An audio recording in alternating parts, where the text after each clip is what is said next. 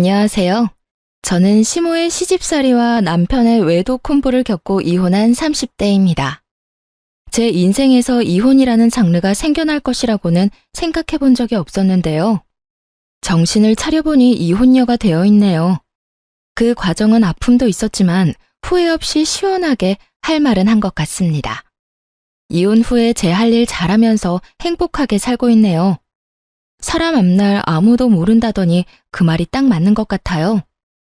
남편을 처음 만났을 땐 제가 그 사람과 결혼을 하게 될 줄도 이혼을 할 거란 것도 몰랐으니까요. 남편과 처음 만난 곳은 제가 일을 하고 있던 가게였어요. 저는 작은 베이커리 가게에서 노하우를 배우며 일을 하고 있었어요. 남편은 그곳의 단골 손님이었어요. 하루가 멀다고 가게에 오는 남편과 자연스럽게 얼굴을 익히게 되었고 반갑게 인사 정도 나누게 되었죠. 그러다 제가 개업을 하며 가게를 그만두게 되었어요. 더 이상 그 사람을 보지 못하겠구나 했는데 어느 날부터 제가 개업한 가게로 찾아오기 시작했어요. 그런 그의 행동을 보며 어렴풋이 제게 관심이 있음을 느꼈어요. 얼마 후 남편이 고백을 했고 연애와 결혼으로 이어졌어요. 결혼을 준비할 당시 남편은 누구나 들으면 알만한 대기업을 다니고 있었는데 시모는 그 아들을 무척이나 자랑스러워했어요. 그리고 대기업에 다니고 있는 잘난 아들과 작은 가게를 하는 제가 어울리지 않는다고 생각하는 것 같았어요. 매출부터 가게 평수 등 여러 가지를 자세히 묻고 난 후 굳어버린 표정을 보는데 모를래야 모를 수가 없었죠. 그런 상황을 겪고 나니 그 사람을 사랑하지만 결혼을 하는 것이 맞는지 고민이 되기 시작했어요. 결혼을 밀어붙이는 그 사람 때문에 마지못해 결혼을 허락하는 시모의 결정이 마음에 걸렸어요. 있잖아, 이 결혼 생각 좀 더 해봐야 할 것 같아. 뭐? 왜? 혹시 우리 엄마 때문에? 솔직히 말하면 맞아.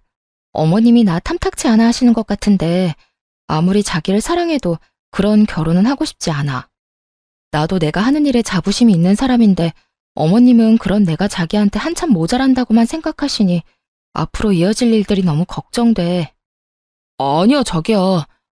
물론 자기 말대로 우리 엄마가 처음에 좀 부족하다고 생각했던 건 맞는데 내가 자기에 대해 잘 이야기했더니 좋게 다시 생각하는 듯 했어. 내가 그런 일로 자기는 마음 상하는 일 없도록 할게. 그러니까 우리 엄마 생각은 하지 말고 나만 믿고 결혼해. 자기 마음은 잘 알겠는데 그래도 생각 좀 해볼게. 생각을 좀 해보자는 저의 말에 남편은 더 적극적으로 구애를 했고 그 애틋한 마음을 믿고 결혼까지 하게 되었습니다. 고민을 하긴 했지만 결혼을 하고 보니 남편과 함께하는 생활이 만족스러웠습니다. 이래서 다들 결혼을 하는구나 하는 생각이 들 정도로 행복했죠. 하지만 기쁨도 잠시 시모와 문제가 생기기 시작했어요. 결혼 초반에 남편의 앞에서는 다정했던 분이 남편이 없는 곳에선 저를 알게 모르게 무시하기 시작하더군요. 처음엔 그런 유치한 행동을 믿을 수가 없어 제가 오해한 게 아닐까 생각했어요. 시간이 흐를수록 저를 향한 눈빛과 바로 옆에서 제가 말을 걸어도 무시하는 행동을 보며 오해가 아니라는 걸 알게 되었어요.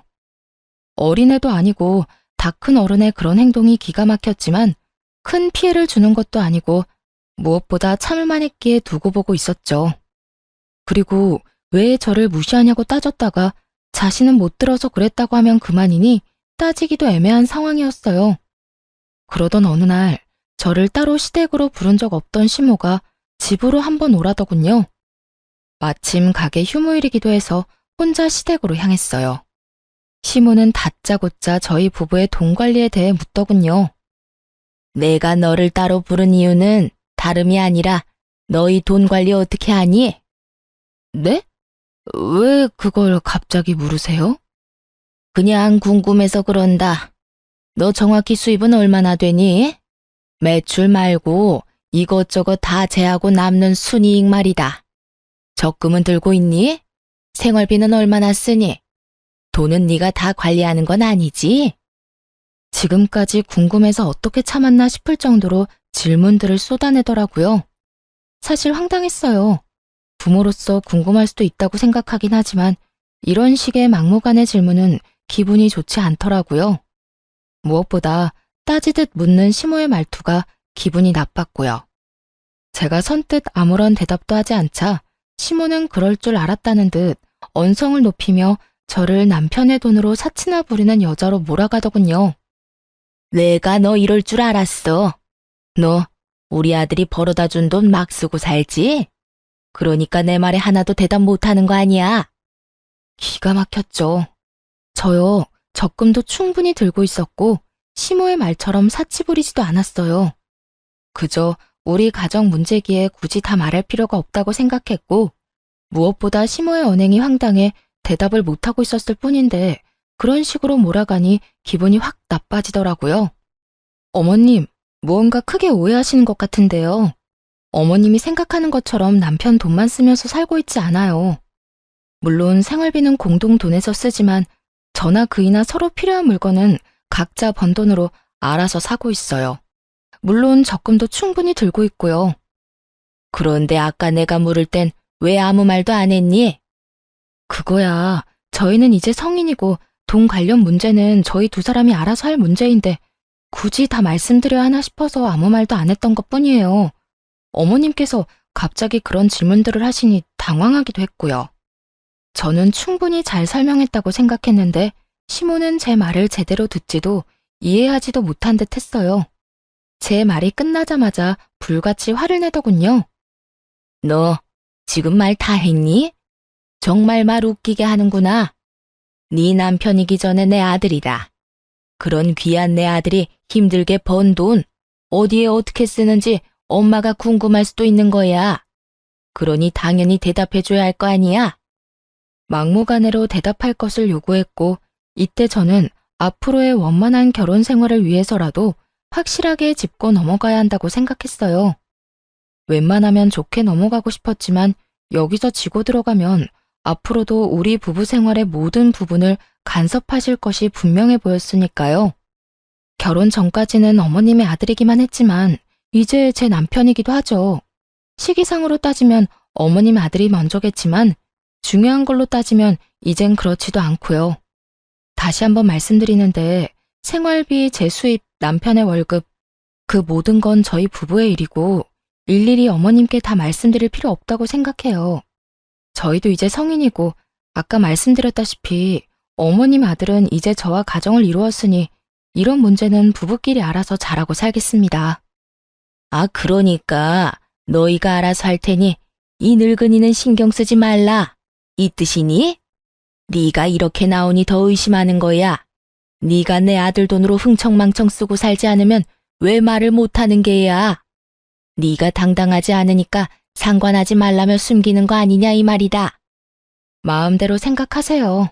어차피 제가 뭐라고 하든 그대로 믿지도 않으실 거잖아요.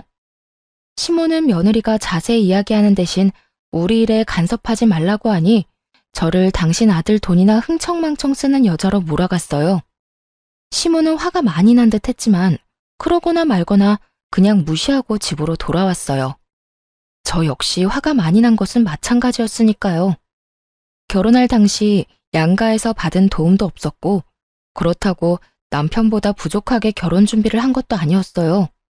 그런데 시모는 저희 결혼에 자신이 아주 큰 도움을 주었으며 저는 맨몸으로 시집와 남편 돈이나 탐하는 사람으로 대하고 있었죠. 저희 부부의 돈 관리에 대해 알고자 하는 그 마음이 이해가 되지 않았어요. 그날 밤 저 혼자 해결할 수 있는 문제가 아니라고 생각하고 남편에게 그날의 일을 모두 알렸어요. 여보, 어머님이 오늘 나를 집으로 따로 부르시더니 내 수입부터 시작해서 우리 돈 관리는 어떻게 하고 있는지 물으셨어. 내가 너무 당황해서 아무 대답도 못하고 있으니까 나보고 뭐라고 하신 줄 알아? 당신이 벌어다 준 돈 흥청망청 쓰고 있는 거 아니냐고 오해하고 버럭 화를 내시더라니까. 그래? 별일도 아닌데 그냥 대답 좀 해주지 그랬어. 괜히 엄마 기분만 상하게 만든 거 아니야? 당신 말대로 별거 아닌 문제일 수도 있지만 별거인 문제가 될 수도 있어. 엄연히 우리 가정일인데 어머님 기분 상할까봐 일일이 다 보고하면서 간섭받으면서 살 거야? 지금 이 상황 당신이 생각하는 것만큼 간단한 문제가 아니라고. 나는 모르겠으니까 당신이 알아서 해. 당신이랑 엄마 사이에서 귀찮아지는 거 딱 질색이야. 그러니까 당신이 알아서 하고 나한테는 아무 말 하지 마. 남편은 알아서 하라며 이 일에서 슬그머니 발을 빼버리더군요. 해결은 못해줄 망정 피하려고만 하는 남편을 보며 자신이 당해보지 않아 저런 식으로 행동할 수도 있겠다 싶었어요. 그래서 친정엄마께는 죄송하지만 모든 사실을 알려드리며 도움을 청했어요. 며칠 뒤 엄마는 저녁 식사를 하자며 저희를 부르셨죠. 그리곤 준비하신 말을 꺼내놓으셨어요. 저기, 우리 사위는 연봉이 얼마나 되나? 뭐 대기업 연봉이 높으니 우리 딸 굶기지는 않을 만큼 버는 건 알긴 하지만 요즘 워낙 경기가 좋지 않아 내가 걱정이야. 희망퇴직 이런 거 하라고는 안 해? 그리고 혹시 돈 관리는 누가 하는지도 물어봐도 될까? 아니, 혹시 우리 딸이 생활비 눈치 보고 사는 건 아닌가 걱정이 돼서 말이야. 엄마는 시모가 내게 그랬던 것처럼 돈에 관한 질문을 했어요. 남편은 그런 엄마의 끝없는 물음에 크게 당황하는가 싶더니 주섬주섬 대답을 하더군요. 그렇게 불편한 저녁 식사 시간이 끝나고 남편은 그런 간섭이 상대방에게 얼마나 무례하고 곤란한 일인지 뒤늦게 깨달은 듯 했어요. 집으로 돌아오자마자 시모에게 전화를 걸었으니까요. 엄마, 앞으로 집사람한테 생활비 수입같이 돈 관련 이야기는 묻지 마. 갑자기 그 이야기는 왜 꺼내?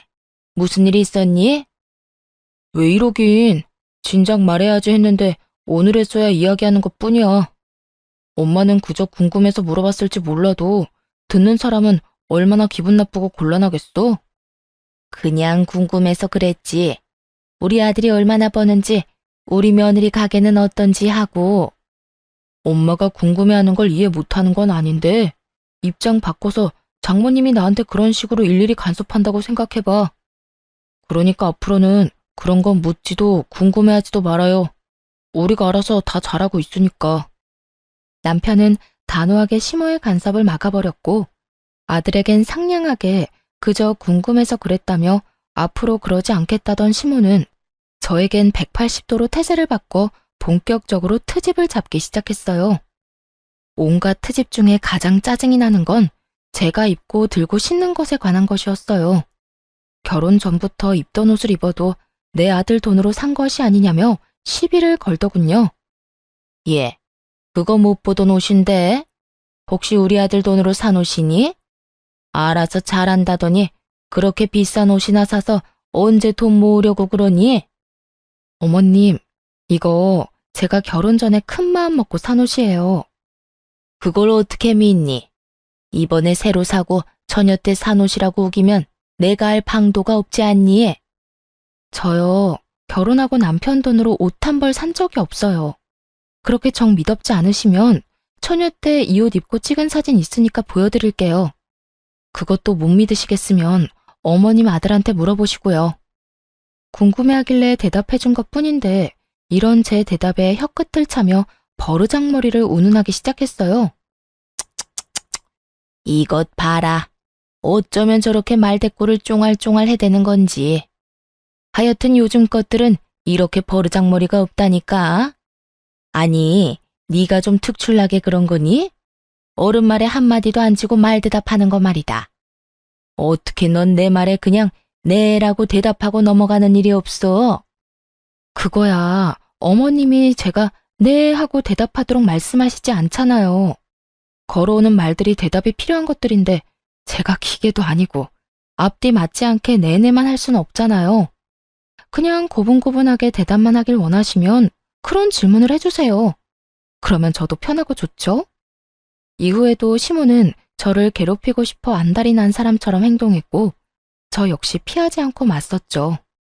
제가 아무리 할 말은 참지 않고 한다고 한들 기분이 나쁘고 정신적으로 많이 피곤하더라고요. 그래서 전 자연스럽게 시모의 연락을 피하게 되었죠. 그러던 사이 오래 기다렸던 남편의 진급이 결정되었어요. 그 소식을 들은 시모가 가게로 찾아와 잘난 아들 유세를 하기 시작하더군요. 너 소식 들었지?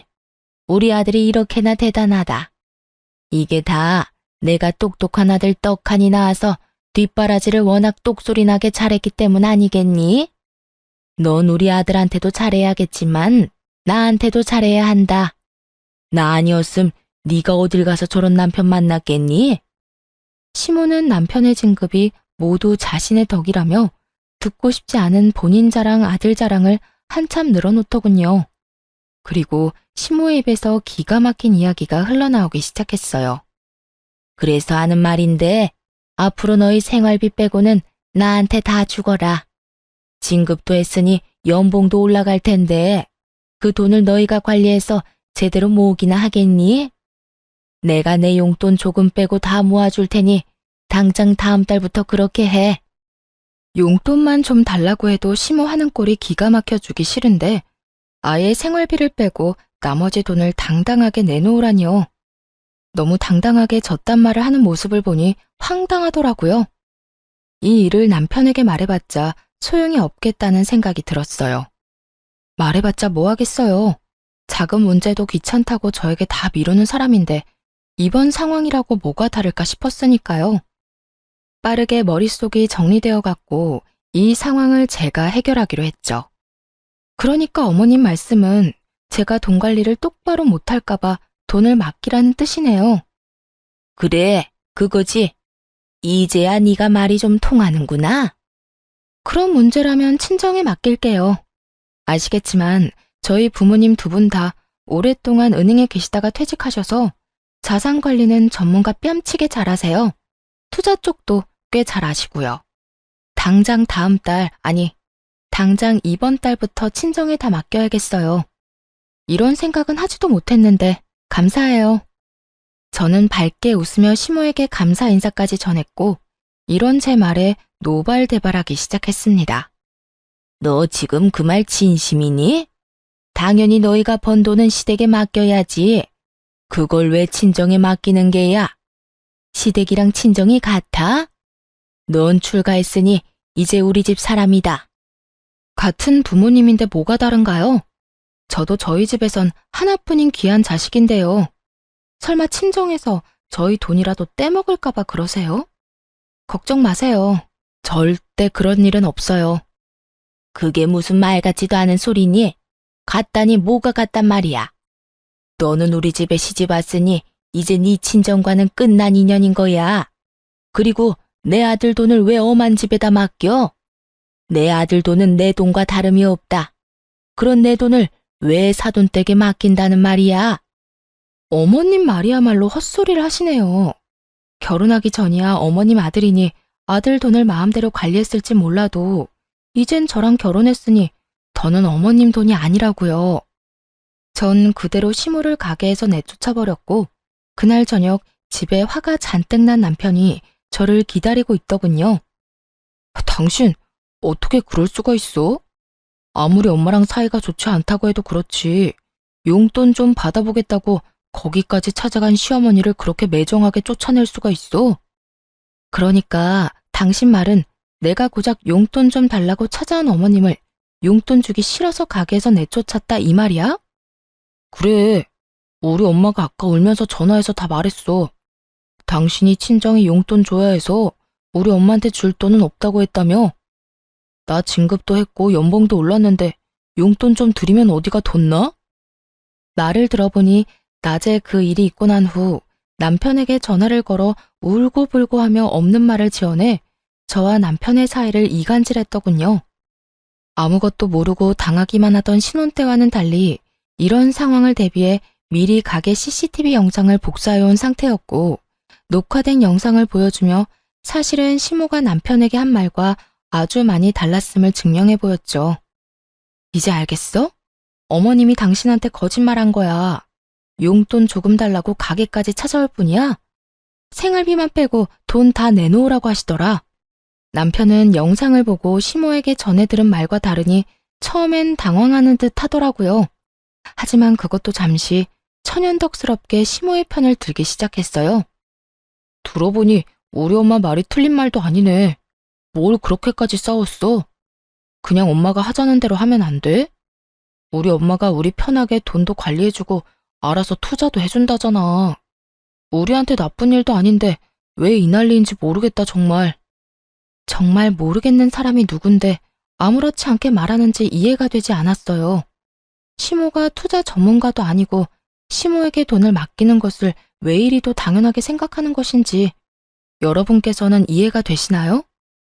제 머리로는 도무지 이해가 되지 않았지만 남편과 시모의 말도 안 되는 논리에 따라주기로 했죠.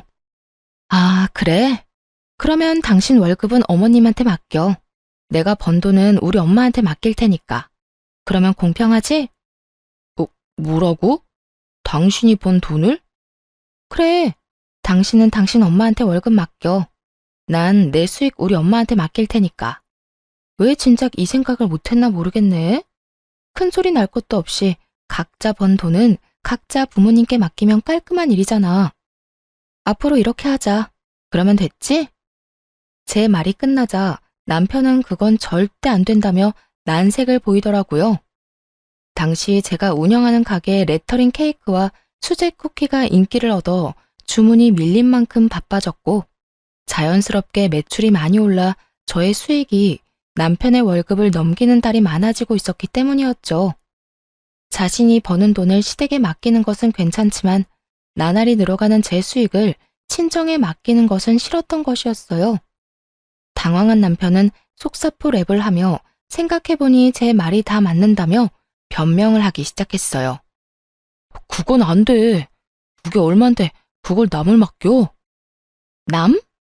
지금 우리 부모님을 남이라고 한 거야? 아니, 그게 아니라 생각해보니 당신 말이 다 맞는 것 같다고. 우리가 어린애도 아니고 우리 돈은 우리가 관리해야지. 지금처럼 돈 관리는 우리가 하자. 원래처럼 말이야. 우리 엄마한텐 내가 이야기할 테니까 당신도 방금 말은 없던 걸로 하기다. 알겠지? 남편의 말을 듣고 있는데 어이가 없어 말문이 막혔어요. 그렇게 아무 대답도 하지 않고 남편을 빤히 보고 있는데 남편 휴대폰에 문자 알림음이 울리더군요. 남편은 놀라며 휴대전화를 확인했고 그의 안경렌즈에 반사된 문자 내용을 언뜻 보게 되었어요. 상호는 보지 못했지만 20만 원이 넘는 금액을 쓴 카드 승인 문자였어요. 순간 뭔가 기분 나쁜 예감이 저를 스쳤죠. 남편에게 문자가 온 것이라면 남편의 카드를 썼다는 것일 텐데 남편은 저와 이야기를 나누고 있었으니 그 어떤 것도 결제할 틈이 없었죠. 거기에다 자동 결제라 하기에도 저녁 10시가 넘은 시간이라 그 시간에 자동 결제가 될 일도 없었고요. 카드 승인? 당신 카드 잃어버렸어? 당신은 지금 나랑 이러고 있는데 무슨 카드 승인 문자가 와? 나는 혹시나 하는 마음에 남편에게 물었고 크게 당황하는 듯 하다가 대답하더군요. 잃어버린 게 아니라 엄마한테 꼭 필요한 거 있으면 쓰시라고 한 장 줬어. 뭐? 카드를 어머님 드렸다고? 비상용으로 혹시나 해서 줬는데 오늘 쓸 일이 있었나 보네. 당신 기분 나쁜 거 아니지? 우리가 따로 용돈을 드리고 있는 것도 아니고 이 정도는 할 수 있잖아. 잘했어. 어머님께 카드 정도는 드릴 수 있지. 애써 쿨한 척 대답은 했지만 저는 전혀 괜찮지 않았어요. 시모는 9시 뉴스가 시작되기도 전에 잠자리에 드는 편이라 카드를 사용한 그 시간까지 깨어있을 사람도 아니었죠. 혹여나 무슨 일이 있어 깨어있더라도 아들 카드를 말없이 20만 원이 넘는 금액을 결제할 사람이 아니었거든요. 남편이 수상할 수밖에 없는 상황에 찜찜한 마음을 가득 안고 그의 행동을 눈여겨보게 되었습니다. 그러다 결국 꼬리를 잡게 되었습니다. 그날은 남편이 진급 축하 회식을 하고 밤늦게 들어온 날이었어요. 잔뜩 술에 취해 정신없이 잠이 든 상태였죠. 일단 전 잠든 남편을 살피며 조심스레 휴대전화를 살펴보았습니다. 딱히 수상한 점은 발견할 수 없었어요. 주차장으로 내려와 남편의 차 블랙박스를 살펴보게 되었습니다. 그곳에서 믿을 수 없는 영상을 발견하게 되었습니다. 얼마나 철두철미한지 이전 영상은 다 삭제되어 있었는데 딱 그날 집으로 돌아오는 차 안 상황만 남아있더라고요. 회식 마친 남편은 상간녀와 함께 대리를 불러 차를 타고 온 듯 했어요. 술에 너무 취해 지우는 것을 깜빡해 남아버린 외도의 증거가 적나라하게 드러나 있었죠. 자기야, 오늘 너무 많이 마신 거 아니야? 진급해서 기분 좋아 마시는 술은 아닌 것 같던데. 요즘 집사람 때문에 스트레스 받아서 그래. 무슨 여자가 한마디 지는 법이 없어. 우리 엄마한테도 또박또박 말대답이나 하고 말이야. 내가 요즘 두 사람 그 사이에서 아주 피곤해. 그것만큼 남자 피곤하게 만드는 일이 또 없지. 그래서 난 우리 남편이 뭐라고 하면 그냥 대답만 하고 무시해버려. 말 길게 해봤자 좋은 게 하나 없더라고. 자기는 어쩌면 이렇게 현명해? 어디 현명하기만 해? 능력도 좋아서 이번에 나 진급까지 딱 시켜주는 거 봐. 나 사실 이번엔 기대도 안 하고 있었는데 자기 덕에 진급도 했잖아. 자기야, 정말 고마워. 내가 앞으로 더 잘할게. 남편은 술에 취해 건들대면서도 상간녀를 바라보는 눈빛만은 꿀이 뚝뚝 흘러내릴 것 같더군요. 상간녀 역시 그런 남편을 웃으며 바라보았고요. 으이구, 그러다 이혼하고 나하고 살겠다고 그러겠다.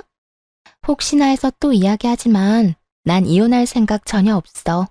그러니까 자기도 이혼 생각은 하지도 마. 걱정하지도 마세요. 나도 이혼할 생각은 없고 혹시나 이혼하더라도 자기한테 같이 살아달라고 떼쓰지 않을 테니까. 그냥 지금처럼 내 곁에만 있어줘도 난 만족해.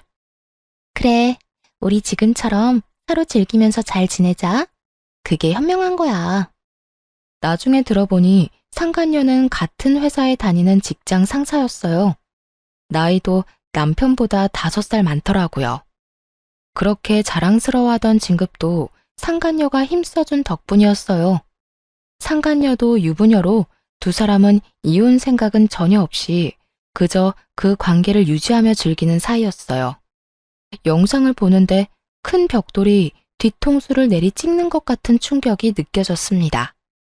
남편을 의심하며 지내는 며칠 동안 어쩌면 외도라는 최악의 상황을 각오하긴 했지만 그 장면을 제 두 눈으로 보고 듣는 것은 예상보다 더 충격적이었어요. 그때까지만 해도 남편에 대한 사랑하는 마음이 남아있었기에 배신감에 손이 떨리고 하염없이 눈물이 흐르기 시작했습니다. 남편의 외도 사실을 알게 된 저는 이혼을 결심하게 되었고 우리가 함께했던 신혼집에서의 제 짐도 정리하기 시작했습니다. 두 사람을 한 번에 묶어서 보내버릴 그날을 준비했습니다. 결전의 그날, 전 제 옷 중에 가장 화려하고 예쁜 옷을 입고 어려 보이게 화장도 하고 남편 회사로 향했어요. 점심시간으로 붐비는 회사 로비에서 두 사람을 기다렸죠. 멀리서 상간녀가 걸어 나오더라고요. 영상 속에서 보고 또 보았던 상간녀의 앞으로 걸어가 길을 막아섰고 저를 이상한 눈으로 보는 상간녀에게 다른 사람이 다 들을 수 있게 큰 소리로 말해주었어요. 내 남편이랑 지금까지 즐거웠니? 아니, 능력이 얼마나 좋으면 그 힘으로 내 남편 진급까지 시켜준 거야? 뭐, 나 좋으라고 시켜준 진급은 아니겠지만 그래도 고맙단 인사는 해야 할 것 같아서 말이지. 여러모로 참 고마워. 제 말을 들은 상간녀는 그제야 제가 누구인지 알아챈 듯했고 얼굴이 순식간에 붉어지기 시작하더군요. 전 그런 상간녀가 대답할 틈도 없이 준비한 다음 말을 이어나갔어요. 들어보니 이혼할 마음은 없는 것 같던데. 난 이혼할 예정이니까 넌 네 가정 잘 지키면서 내 남편이랑 편하게 만나. 둘 다 유부남 유부녀인 것보다 한 명이 혼자면 두 사람이 좀 더 편하게 만날 수 있지 않겠어요? 그게 무슨 말이에요. 사람 착각한 모양인데 난 당신 남편이 누군지도 모르고 불륜이나 저지르는 그런 파렴치한 사람 아닙니다. 남의 회사 와서 소란이나 피우고 무슨 짓이에요? 죄 없는 사람 잡지 말고 똑바로 알아보세요. 당황해하는 표정을 숨기지도 못하면서도 뻔뻔하게 사람을 잘못 봤다며 발뺌을 하더라고요. 그 순간 상간녀의 휴대전화기가 울리기 시작하고 멀리서 휴대전화를 얼굴에 대고 해맑게 걸어오는 남편을 발견했죠. 저는 직감적으로 남편의 전화 상대가 상간녀임을 알아차렸고 상간녀의 손에서 요란하게 울고 있는 휴대전화를 낚아채 전화를 받았어요. 자기 어디야? 밥 먹으러 갔어?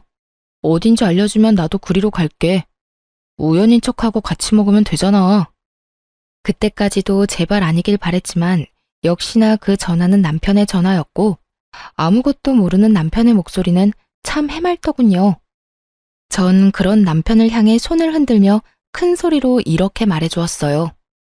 네 자기 여기 있어. 멀리서 찾지 말고 이리로 와. 나랑 이야기 나눈다고 아직 식당은 못 갔거든. 남편은 그제야 저를 발견했고 해맑던 얼굴은 순식간에 웃음기를 잃고 달려오더라고요. 이 흥미진진한 상황에 점심을 먹으러 가던 주변 사람들의 모든 시선이 저희 세 사람에게 집중되었고 그 최고의 타이밍에 남편에게 준비한 말을 해주었어요. 당신 여기 어떻게 왔어? 이게 무슨 일이야? 무슨 일이긴 당신 바람 피우다 나한테 딱 걸린 상황이지. 그래서 하는 말인데 우리 이혼해. 나는 당신 같은 인간이랑 더는 살고 싶지 않아서 말이야. 바람이라니? 아니야, 오해라고. 일단 내 이야기 좀 들어봐. 이런 식으로 이혼하자고 하는 법이 어딨어. 그것도 사실도 아닌 일로 오해해서 말이야. 오해? 오해 좋아한다. 이걸 보고도 어디 당신들 입에서 오해라는 말이 나오는지 보자. 모든 것이 들통나고도 오해라며 뻔뻔스럽게 나오는 두 사람에게 전 그날 녹화된 블랙박스 영상을 틀었습니다. 수많은 사람들이 가던 길을 멈추고는 숨죽이고 우리의 대화를 듣게 되었죠. 그 대화 내용은 로비에 가득 차게 되었죠. 이걸 어떻게... 여보, 나 바람 피운 건 맞는데 당신이랑 이혼할 생각은 없어. 여기 내 회사야.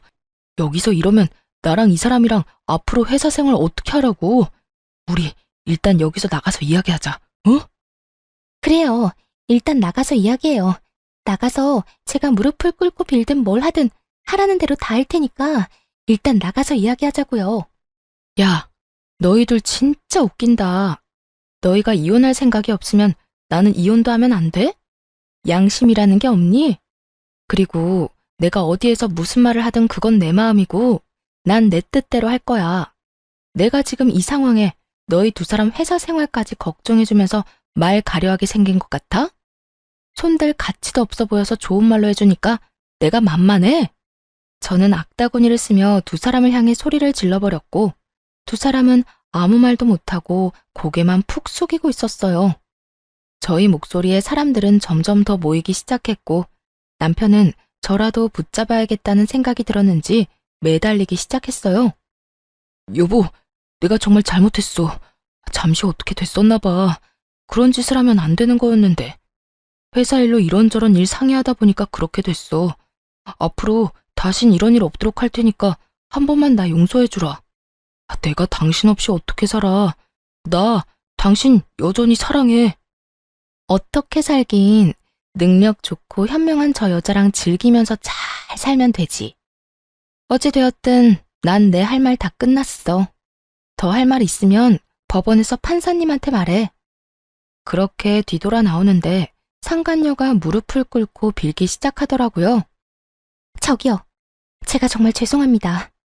남편분과는 다시는 만나지 않겠습니다. 제가 이렇게 빌 테니까 제발 제 남편에게만 알리지 말아주세요. 저 정말 이혼만은 절대 하고 싶지 않아요. 정말 웃기지 않나요? 자기 가정은 그렇게 소중하다는 사람이 남의 가정은 이렇게 망쳐놓고 이제 와서 미안하다는 말로 사과라뇨. 상간녀는 바닥에 머리를 숙이며 저에게 울고불고 하며 매달렸고 전 그런 상간녀를 내려다보며 말해줬어요. 와, 이거 진짜 웃긴 년일세. 남의 가정은 이딴 식으로 다 망가뜨려 놓고 네 가정은 행복하길 바래? 그렇게 네 가정이 소중했으면 애초에 이런 짓을 하지 말았어야지. 제발요. 제발. 정말 이혼까지 생각한 만남도 아니었다고요. 그저 가끔 밖에서 따로 시간 보내고 일 이야기 좀 나눈 것뿐이라고요. 그러니까 제발 제 남편에게만은 말하지 말아주세요. 말했지? 네가 이혼을 한다 만다 결정할 문제가 아니라고. 이거나 너도 할 말 있거든. 변호사 데리고 와서 법원에서 이야기해. 그 더러운 손 내 몸에 대지 말고. 전 끝까지 제 바지가랑이를 붙잡고 늘어지는 상간녀를 뿌리친 채 그대로 친정에 왔습니다. 놀란 친정 부모님께는 그간의 일들을 조목조목 말씀드렸어요. 친정 부모님께 극진한 케어를 받으면서 이혼을 진행하게 되었어요. 전 당연히 유리한 재산 분할과 함께 두 사람에게 위자료를 받고 깔끔하게 이혼할 수 있었죠. 전 남편과 상간녀는 불륜 관계를 비롯해 진급에도 상간녀의 과한 개입이 있었음이 밝혀지며 둘 다 사이좋게 회사에서 쫓겨나고 말았죠. 제가 집으로 보내버린 소장을 상간녀의 남편이 발견하게 되며 상간녀 역시 외도 사실이 드러나 이혼을 당했다고 하더군요. 그리하여 전 남편 역시 상간녀 남편에게 위자료를 주게 되었고 그렇게 두 사람은 이혼을 하며 두 번의 위자료를 주느라 거지가 되었다고 합니다. 그렇게 그 지독한 인연도 끝이라고 생각했는데 전 시모가 가게로 찾아왔더라고요. 급한 일이 있는데 전 남편이 연락이 안 된다고 말이죠. 너는 왜 전화를 안 받니? 여긴 무슨 일이세요? 내 말 안 들리니? 왜 전화 안 받았냐고 내가 물었지 않니? 몇 번을 전화했는데 어떻게 단 한 통을 안 받을 수가 있냔 말이야. 내가 굳이 그쪽 전화를 받아야 하는 이유라도 있나요? 이제 그럴 이유가 없다고 생각하는데요. 뭐? 그쪽? 너 진짜 어디 아프니? 아무리 너랑 내가 사이가 좋지 않다고 해도 그게 며느리가 시어미한테 할 말이라고 생각하는 거니? 에휴, 다 됐고. 내 아들 요즘 무슨 일 있니? 왜 연락이 안 돼? 담보대출 이자 갚아야 하는 날은 지났는데 연락은 안 되고. 계속 연체 연락이 오니 내가 여러모로 불안해서 이렇게 왔다. 우리 아들 회사 출근은 했니? 들어보니 전 시모는 제가 전 남편과 이혼했다는 사실을 모르는 듯 하더군요. 그리고 급히 돈 쓸 일이 있다며 돈을 빌려갔다고 해요. 다름 아닌 전 시댁집을 담보로 받은 대출이었죠.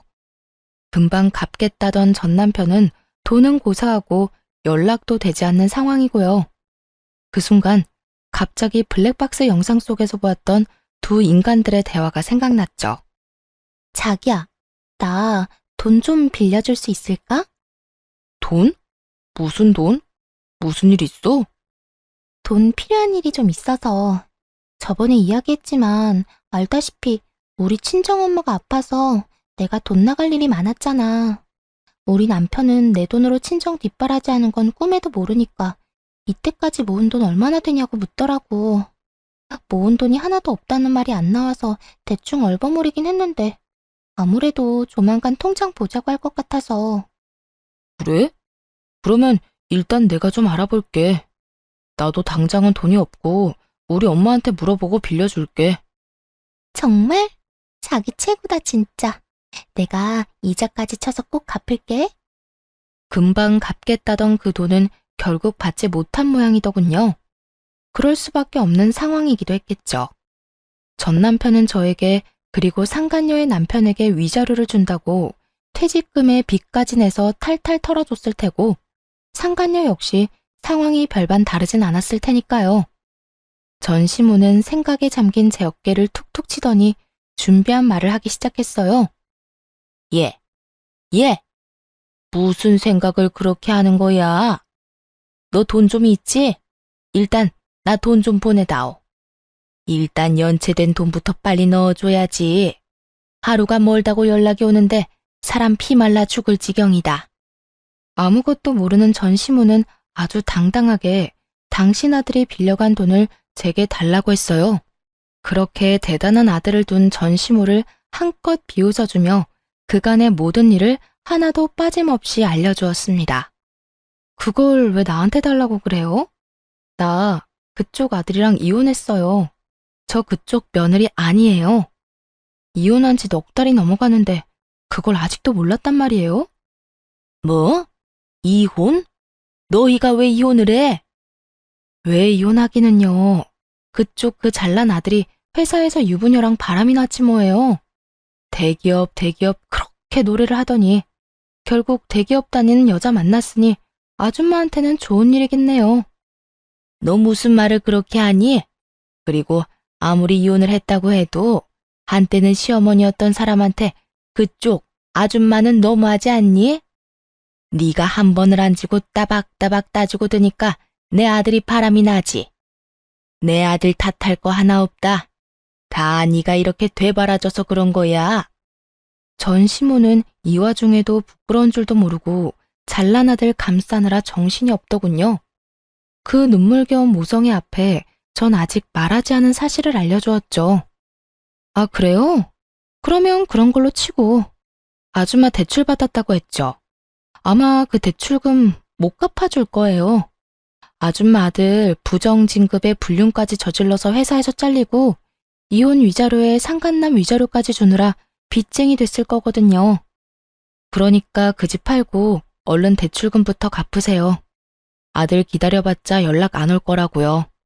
아, 그리고 아줌마한테 빌려간 그 돈 상간녀한테 빌려줬어요. 그 여자도 지금 빚쟁이 신세고요. 뭐야? 내 아들이 회사에 잘리고 빚쟁이가 됐다고? 그것도 모자란 내 돈을 그 여자한테 줬단 말이야? 네, 안타깝지만 다 사실이에요. 당장 아들한테 연락해서 물어보라고 하고 싶은데 보아하니 그 잘난 아들도 연락이 안 되는 것 같네요. 못 믿겠으면 회사에 연락해보든가요. 그럴 리가 없어. 똑똑한 우리 아들이 그런 멍청한 일을 할 리가 없잖아. 두 사람 증거 아직 제 휴대전화에 있는데 보여드려요?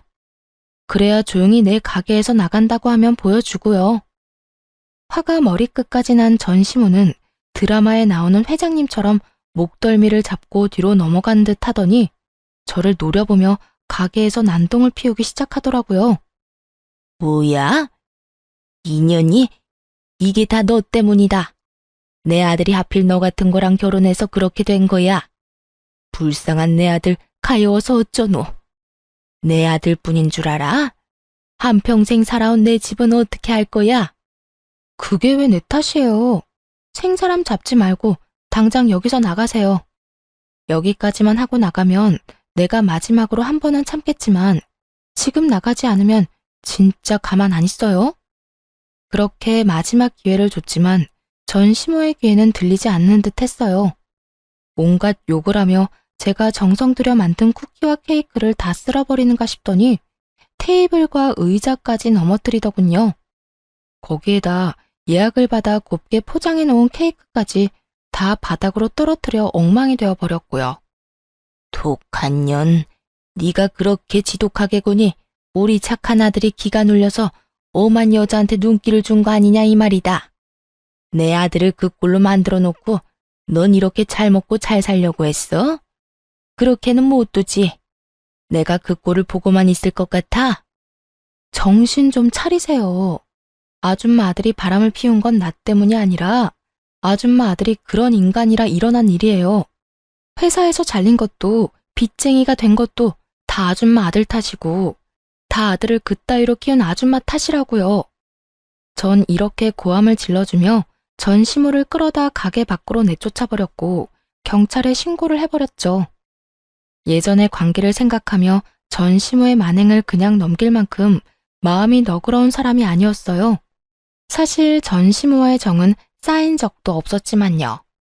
그렇게 전 경찰에게 가게에서 난동을 부린 모든 장면이 담긴 CCTV 녹화 파일을 넘겨드렸고 전 시모가 망가뜨린 제품을 비롯한 모든 것들을 청구해 다 받아냈죠.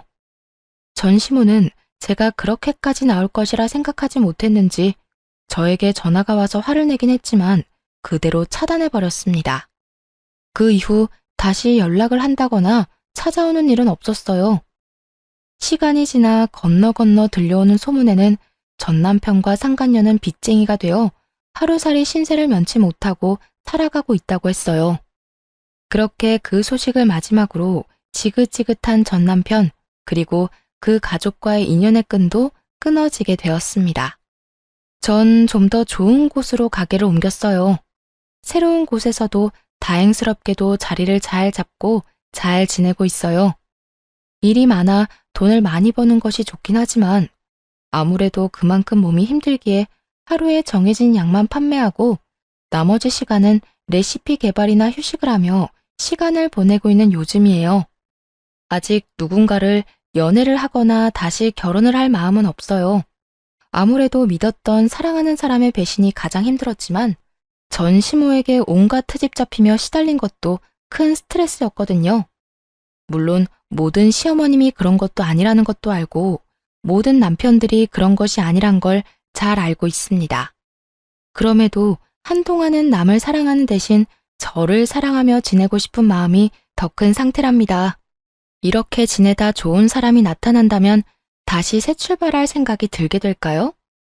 지금은 저를 위한 이 생활이 너무나도 평온하고 너무나도 만족스럽네요. 이런 걸 행복하다고 하는 거겠죠? 하여튼 전 지금이 너무 행복하다는 말을 전해드리며 이만 물러가 보려고 합니다. 긴 글 함께 해주셔서 감사하고 모두 행복하시길 진심으로 바랍니다.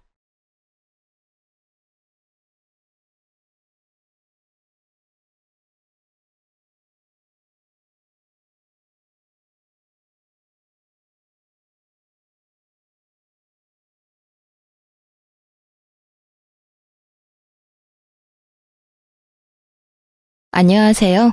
저는 얼마 전 이혼에 성공한 30대 후반의 여성입니다.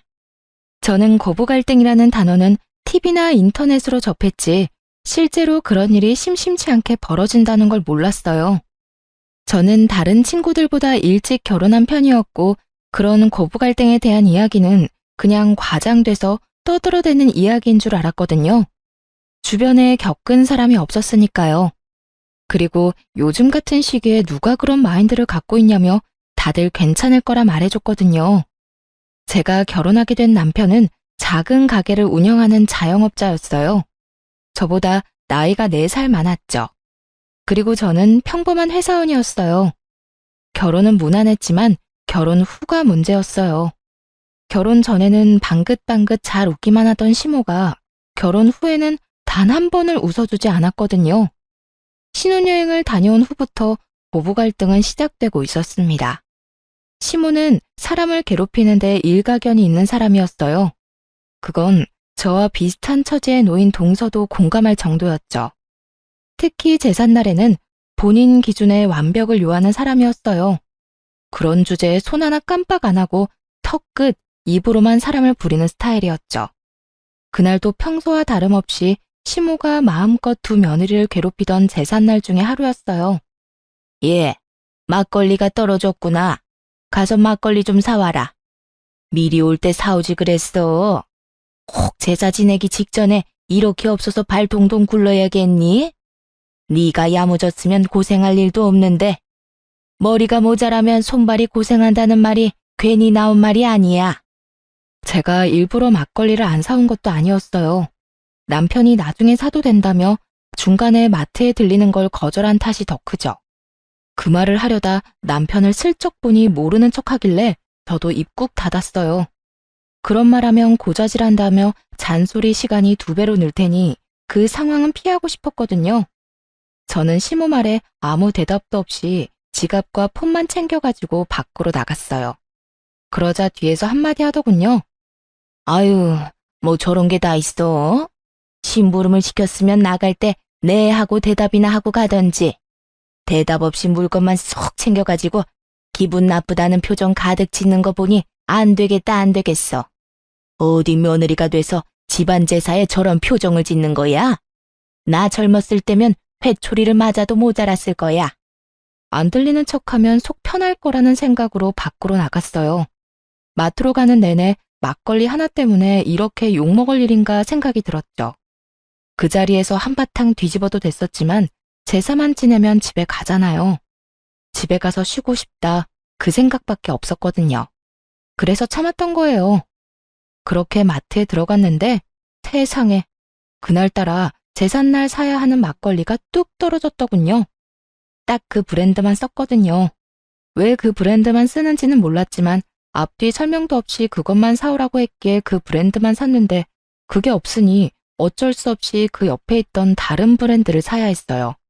혹시 몰라 또 다른 브랜드 한 명을 더 사서 시댁으로 갔죠. 시모는 막걸리 봉지를 휙 가져가 신경질적으로 열어보더니 새된 비명을 내지르더군요. 야, 너 이게 뭐 하는 짓이야? 넌 그렇게 제사를 자주 지냈는데 너희 시아버지 마시는 막걸리 이름도 몰라?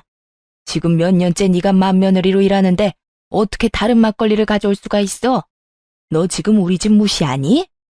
어머님, 갔더니 그 브랜드 막걸리만 다 떨어져서 안 팔더라고요. 시간이 좀 늦어서 다른 곳 돌아볼 여유도 없었고요.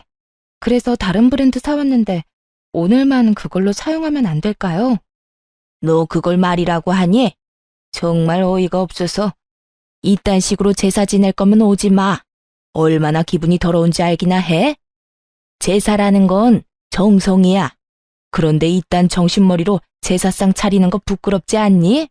어휴, 내가 죽어서도 이럴 거 눈에 뻔히 보이니 내 속이 다 탄다. 솔직히 말해봐. 우리한테 이럴 거면 우리 아들이랑 결혼은 왜 했어? 막걸리 한 병에 이런 수많은 이야기를 들을 줄은 상상도 못했어요.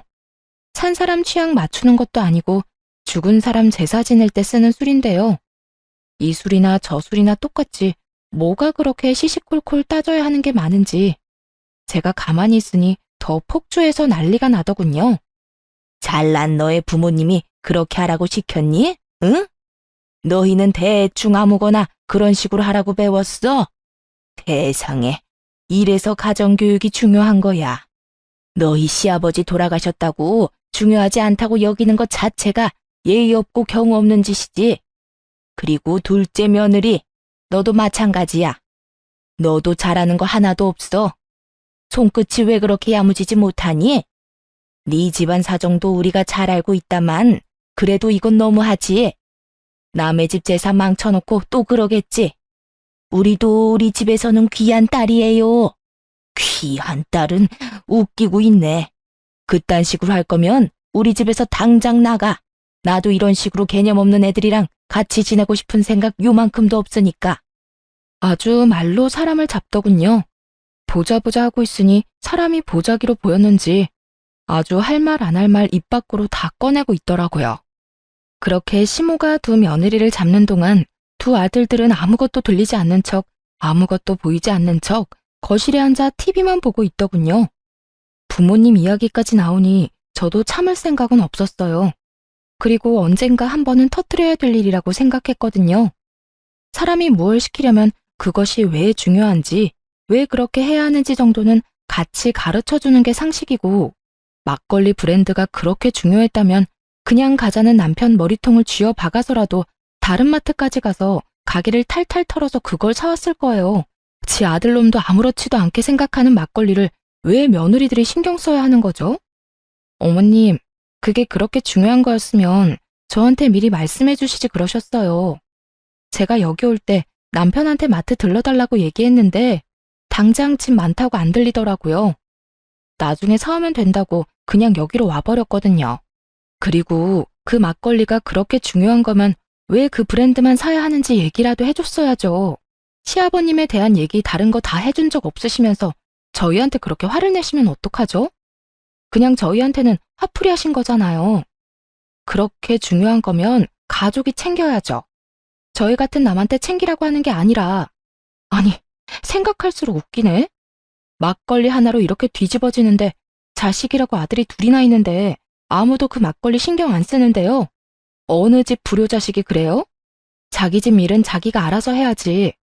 그렇다고 며느리한테 말해준 것도 없으면서 정성이 어떻니, 결혼하니 마니 그런 얘기를 왜 하시냐고요.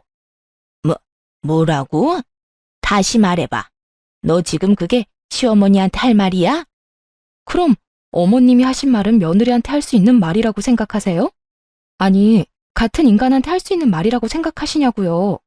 누가 들어도 무시하고 짜증내고 화내고 분풀인데 그걸 왜 제가 들어야 돼요? 그걸 왜 동서가 듣고 있어요? 그렇게 중요한 제사면 어머님이 혼자 준비하세요. 며느리들 보듬어가며 가르치고 알려줘도 모자랄 판에 자기 원하는 대로 안 했다고 화만 내고 있으니 누가 어머님 장단에 맞춰주겠어요? 안 그래요? 그럴 거면 아들들 데리고 제사 지내요. 속 편하시도록. 저는 많이 참는 편이긴 하지만 그렇다고 해야 할 말을 하지 않는 스타일은 아니었어요. 내성적이지는 않았죠. 다만 말을 뱉고 나면 관계를 되돌릴 수 없다는 걸 확실하게 알고 있었기 때문에 정말 관계를 개선하기 위해서 필요한 경우가 아니면 절대로 남에게 아쉬운 소리를 한 적이 없어요. 그런 제가 거의 막말에 가까운 말을 퍼부으며 시모에게 따박따박 말대꾸하는 제 모습을 보고 그들도 놀랐던 것 같아요.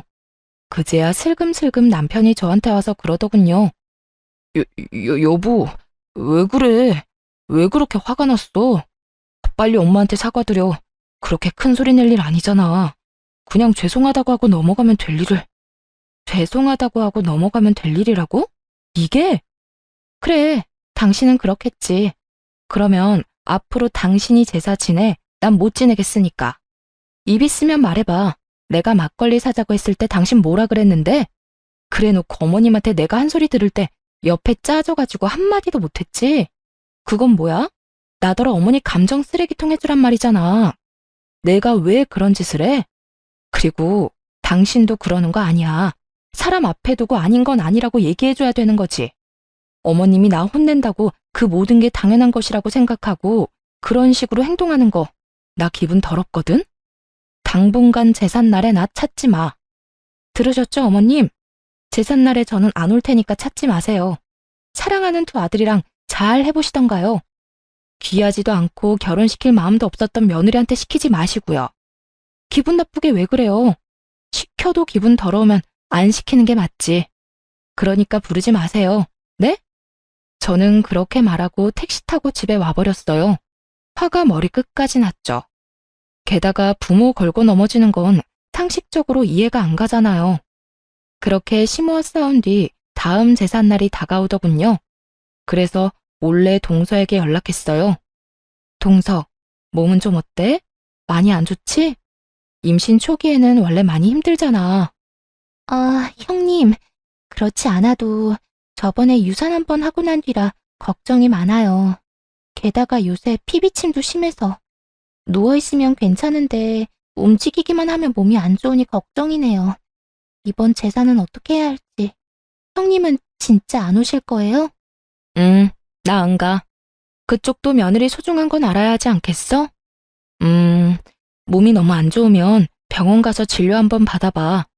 유산한 적 있으면 유산 방지 주사 같은 것도 있을걸? 그리고 이번 제사는 쉬는 게 좋지 않을까? 나도 없는데 그 마귀알몸 잔소리 다 듣고 있으면 진짜 제정신으로는 못 버틸 거야. 몸이 안 좋은데 굳이 더 아프게 할 필요는 없잖아. 서방님한테 잘 말해봐. 알았지? 동서가 알겠다고 하더군요. 그리고 제사 당일에 병원에 다녀온 동서가 시모에게 전화를 한 모양이었어요. 유산 증후가 보여서 못 가겠다고요. 상황이 이쯤 되니 시모도 동서를 닥달할 수는 없었죠. 저는 미리 남편에게 통보한 상황이었고요. 나 오늘 제사 안 갈 거야. 약속 있어. 우리 부모님들이랑 식사할 건데 당신은 제사 지내러 가. 뭐? 갑자기 이게 무슨 일이야? 설마 저번에 어머니랑 싸운 것 때문에 그런 거야? 제발 애처럼 굴지 말고. 누가 애처럼 군대? 먼저 애처럼 군 게 누군데? 그리고 나 아직도 화 안 풀렸어. 그건 당신한테도 마찬가지고. 시어머니한테 잔소리 내내 듣는데 안 들리는 척하느라 고생 많았겠어. 그건 내가 나서면 상황이 더 복잡해지니까 그랬지. 그랬어 봐. 어머니가 또 뭐라고 그랬겠어? 그러니까 본인이 잔소리 듣는 건 싫어서 마누라 잔소리 듣게 만들었다는 거잖아. 그런 소리가 아니잖아. 나한테는 그 말이거든. 어쨌든 안 나가니까 둘이 알아서 해. 왜 둘이야? 동서도 못 간대. 유산방지 주사 맞고 병원 입원한대 당분간. 그러면 당신이라도 가야지. 안 간다는 말 못 들었어?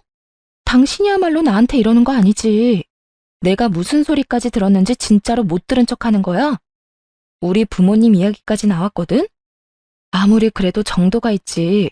내가 당신한테 우리 집에 못한다고 뭐라 한 적이라도 있어? 주는 대로 받는 법이야. 결국 저는 저희 친정에 식사를 하러 갔고 시댁 제사는 남편과 남편의 동생이 치르게 됐죠. 시모가 열받아서 저한테 전화를 하더군요.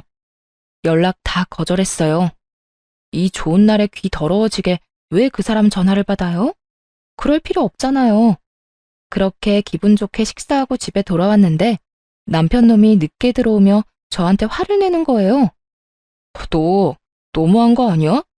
엄마 연락은 왜 다 무시했어? 그럼 전화 받아서 좋은 말 하실 거였어? 분명히 화낼 텐데 내가 왜 그 소리 또 들어야 하는데? 우리 부모님 계신 곳에서 내가 스피커폰으로 시어머니한테 욕 듣고 있었으면 당신 기분이 어땠겠어? 야, 그 말이 아니잖아. 그냥 좀 달래주고. 뭘 어떻게 달래주고 얼러줘. 그건 당신 일 아니야? 당신 어머니잖아. 그리고 막말로 이 씨네 집 제사를 생판 남이었던 우리가 지내주는데 시어머니가 저런 식으로 나오면 당신이 중간에서 막기라도 해야 하는 거 아니야? 그때는 가만히 있다가 자기 발등에 불 떨어지니 이제 와서 나한테 해결하라고? 그래도 이렇게 안 올 게 아니라 와서 뭐라도 하면서 나한테 협조를 구했으면 어머님이 뭐라 했는지 기억도 안 나? 이럴 거면 필요 없다고 했잖아. 며느리고 뭐고. 그럼 내가 갈 필요가 뭐 있어? 장성한 아들이 둘인데. 오늘도 잘했으니까 다음에도 둘이서 잘하면 되겠네. 다음에도 제사 음식 만들 생각하니 뒷골이 땡긴 모양인지 남편이 저한테 그러더군요. 무조건 내가 막아줄게. 그러니까 제삿날은 빼지 마. 응? 내가 무조건 어머니가 그런 말 못하도록 막을게. 남편의 시도가 잘 먹혔는지 시댁에 가서 시모가 나쁜 말이라도 할라치면 두 남편들이 적극적으로 시모를 말렸어요. 대놓고 아내를 편드는 건 아니었지만 그래도 신용이라도 하는 건 마음에 들었죠. 그리고 그런 분위기가 지속되니 시모도 분위기 보고는 서서히 잠잠해지더군요. 아들들이 잡혀 산다는 걸 눈치를 챈 모양이더라고요. 그렇게 시모와의 일이 어느 정도 마무리가 됐어요. 이제는 좀 편할 줄 알았던 제 앞날에 다시 먹구름이 낀 건 그로부터 2년 정도 지났을 때였어요. 그 전까지는 시모와 부딪힐 일 자체가 없어서 괜찮았는데 이번에는 남편에게 문제가 생긴 거예요. 여보, 이번 달 생활비가 안 들어왔는데 혹시 좀 더 기다려야 해?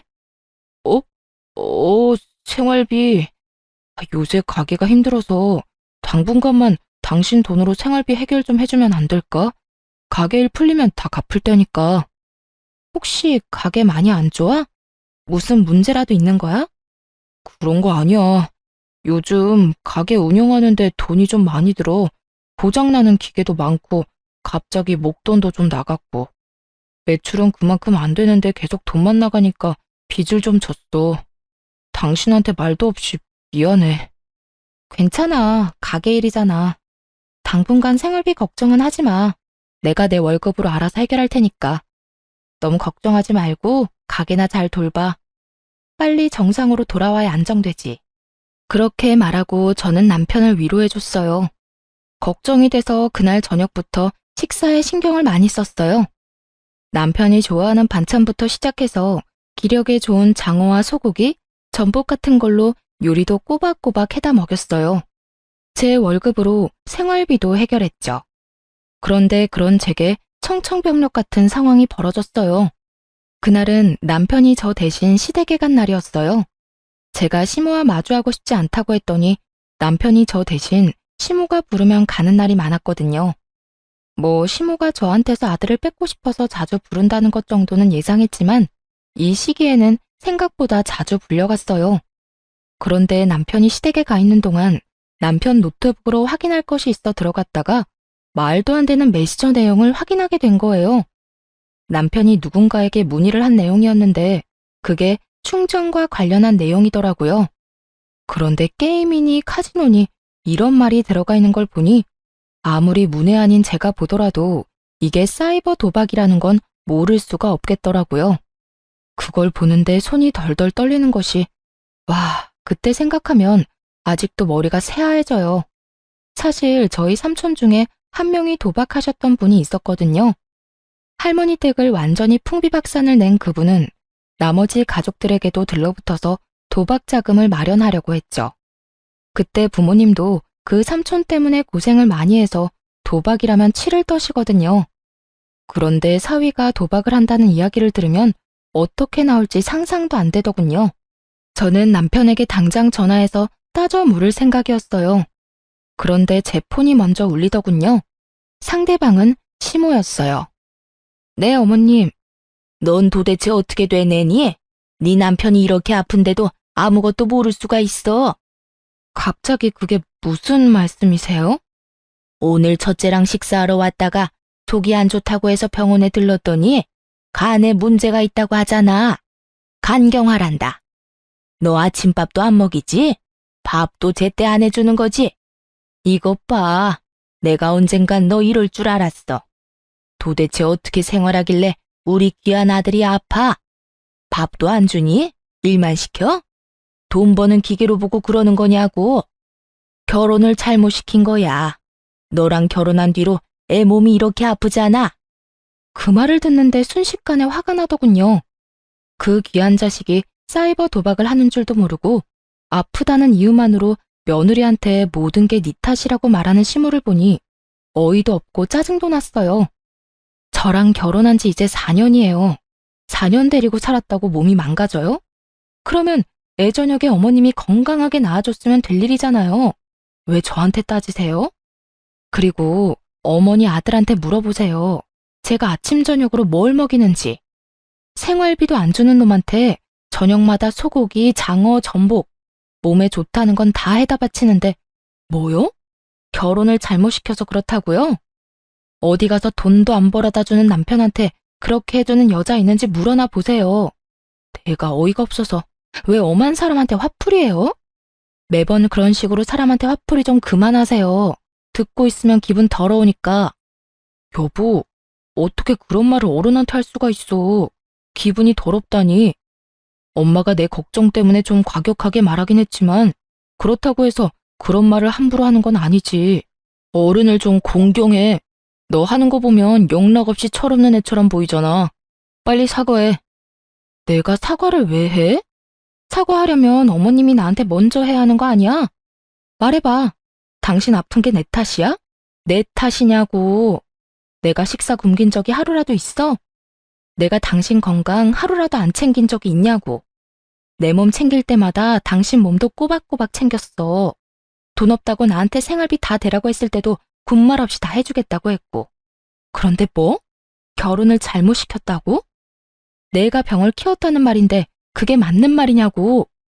그래, 네가 내 건강 안 챙긴 적 없고 내 말 다 들어준 것도 맞아. 그치만 내가 말하는 건 다른 거잖아. 네가 우리 엄마한테 그런 식으로 행동하는 건 선 넘은 거라고. 선을 누가 먼저 넘었는데 어머님이 먼저 넘은 거 못 들었어? 아, 저번처럼 아예 못 들은 척 하려고? 그래, 됐어. 나도 당신 같은 사람하고 더는 못 살아. 이혼하자. 이혼하고 깔끔하게 정리해.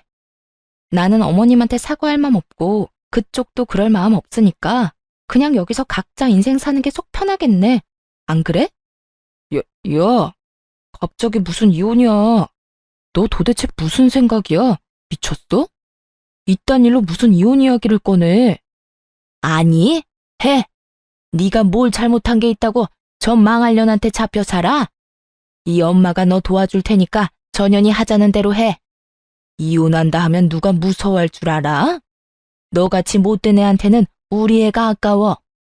너하고 우리 아들 이혼하고 나면 내가 더 좋은 여자하고 결혼시킬 거다. 그러니까 지금 당장 이혼해. 어머니, 안 돼요. 지금 저는 이혼할 만한 상황이 아니라고요. 발등에 불 떨어진 남편이 끙끙대더군요. 시모에게 뭐라고 이야기는 하고 싶었겠죠. 그런데 지가 도박하느라 돈 다 잃고 빈털터리에 마누라한테 생활 책임지게 하고 있다는 말을 할 수 있을 리가 없잖아요. 어떻게든 속이고 싶어 할 텐데 저는 솔직하게 말해서 잘 됐다 싶었어요. 이대로 이혼하면 제일 깔끔하니까요. 도박하는 놈 뒤치다꺼리 하느니 이대로 헤어지는 게 맞는 거잖아요. 아무것도 모르는 시모는 이혼하라고 난리고 남편 놈은 생각 없이 꺼낸 한마디에 생각지도 않았던 이혼 이야기를 들었으니 당황했을 거예요. 결국 남편 놈이 집까지 헐레벌떡 달려왔더군요. 그러더니 다짜고짜 그러는 거예요. 진짜 이혼할 거야? 나는 절대로 이혼 못해. 왜 우리가 이혼을 해? 내가 사과할게. 엄마가 한 말 모두 내가 사과한다니까. 그러니까 이혼 이야기도 꺼내지 마. 아니, 나는 이혼할 건데? 어머님의 괴롭힘, 그리고 아까 전과 같은 언어폭력. 내가 그런 걸 어느 정도 참으면서 살았던 건 오로지 당신에 대한 믿음 하나뿐이었어. 하지만 그 믿음에 당신이 돌려준 게 뭐야? 그래서 나도 엄마랑 너 사이 최대한 중재했잖아. 아니, 그거 말고 너 나 몰래 도박했잖아. 여태 가게가 힘들어서 빚 만들었다는 것도 싹 다 거짓말이잖아. 너 도박한 거 이미 다 알고 있어. 제가 도박 이야기를 꺼내자마자 남편 놈이 아무 말 못하더군요. 언제까지 속일 생각이었어? 나한테 아무 말 안 하고 언제까지 나 우려먹을 생각이었는데 니네 엄마 때문에 힘든데 당신마저 도박을 해? 두 사람이서 쌍으로 나를 말려 죽이려고 작정을 한 거지? 그럼 나도 내 살 길 찾아가야 하지 않겠어? 그래서 이혼하자는 거야. 고맙게 생각해. 내가 당신 엄마 앞에서 도박 이야기 안 한 거. 결국 도박 이야기를 꺼내고 나서야 이혼을 하기로 했어요. 남편이 시댁에 어떻게 말했는지는 몰라도 시모는 전화 와서 아주 속 시원하다며 저를 비웃더라고요. 그래, 잘 생각했다. 네가 한 일 중에 제일 잘했어. 우리 아들하고 이혼하고 잘 살아봐라. 네가 우리 아들만큼 잘난 남자 다시 만날 수 있겠어? 어림도 없지. 내가 그렇게 되지 않도록 말 잘 듣고 싹싹하고 예쁜 여자로 재혼시켜줄 거니까. 네, 알아서 하시고요. 그냥 저는 저한테 피해만 안 주면 돼요. 이혼한 사이니까 완전 남인 거 맞죠? 저한테 나중에 딴소리 하시면 안 돼요. 제 말이 허풍이라고 생각했는지 시모가 그러더군요. 피해? 네가 우리 아들한테 준 피해는 생각도 안 하지? 오냐, 내가 죽었다 깨도 너한테 연락할 일은 없을 거다. 우리 아들도 마찬가지고. 그렇게 전 남편과 이혼하게 됐네요. 도박 자금 마련해달라고 하기 전에 이혼하게 돼서 얼마나 다행인지 몰라요. 그런데 몇 달 지나지 않아 예전 동서가 잠깐 보고 싶다고 하더군요. 시모의 구박을 둘이서 함께 받은 사이였다 보니 생각보다 정이 많이 들어서 이혼 후에도 이래저래 연락을 지속하던 중이었어요. 동서는 반쪽이 된 얼굴로 저를 보자마자 하소연했어요. 형님, 저 더 이상은 못하겠어요. 어머님이 형님 나가고는 2배로 괴롭혀요, 2배로. 말만 하면 너는 첫째처럼 하지 마라. 너 지금 굉장히 첫째 며느리 같은 거 아냐? 아니, 내보냈으면 그냥 깔끔하게 잊고 살면 될걸. 왜 자꾸 매번 그걸 다시 상기시키려는 건지 이해가 안 돼요. 아, 진짜? 그 할망구도 여전하네. 이제 막 애 낳고 산후조리하는 애를 괴롭혔다고? 임신 중에도 그딴 말하고? 그것뿐이면 제가 말을 안 해요. 우리 친정엄마 어린 시절에 다쳐서 발 저는 거 알고 계시죠? 무슨 일만 생기면 그걸 그렇게 들먹여요. 이번에도 제가 애 낳고 몸 상태가 안 좋아서 좀 쉬엄쉬엄 하려고 하는데 딱 뒤에서 그러더라고요. 너도 네 애미처럼 절름발이냐고. 뭘 그렇게 느적느적거리냐고요. 저는 너무 놀라서 동서에게 되물었어요. 그런 말을 했다고? 할망구 드디어 미쳤네. 아니, 어떻게 말을 해도 그렇게 사람 신경 건드리는 말만 골라서 해? 부모 건드리는 건 예의가 아니지. 그렇다고 자기가 자식들을 그렇게 잘 키운 것도 아니고. 봐봐, 전 남편이나 도련님도 힘든 일을 도와주기를 해. 이런 일이 있을 때 막아주기를 해. 아이고, 동서만 불쌍하게 됐네. 그래서 그런데 제가 이혼 상담이라는 걸 좀 받아보고 싶거든요. 실제로 할 거라는 말은 아니고 상담해보고 저한테 유리하면 이혼을 하는 게 맞지 않을까 해서요. 이런 식으로 애 데리고 못 살아요. 나중에 애가 커서 어머님이 하시는 거 보고 배우기라도 하면 진짜 세상이 무너질 것 같거든요. 그냥 저를 찾아온 게 아니더군요. 아무래도 제가 이혼하고 난 뒤로 워낙 시모가 많이 괴롭힌 것도 있지만 시동생이 동서를 도와주지 않아서 그런 것 같았어요. 그래서 제가 동서에게 명함을 하나 건넸죠. 나 이혼할 때 봐준 변호사 사무소야. 이혼 전문이라 최대한 동서한테 도움되도록 도와줄 거고. 근데 이렇게 시모 괴롭힘으로 이혼하는 거면 그 증거도 갖고 있어야 하거든? 동서가 좀 힘들고 귀찮겠지만 녹음이라던가 녹화, 폰 문자 내역 같은 것도 다 증거로 수집해놔야 할 거야. 고마워요, 형님. 정말 그 집구석 인간들한테 본때를 보여주려고요. 불쌍한 우리 친정엄마를 걸고 넘어졌을 때 이미 선 넘었거든요. 그렇게 동서도 이혼을 준비하더니 곧 시댁에 통보가 갔더군요.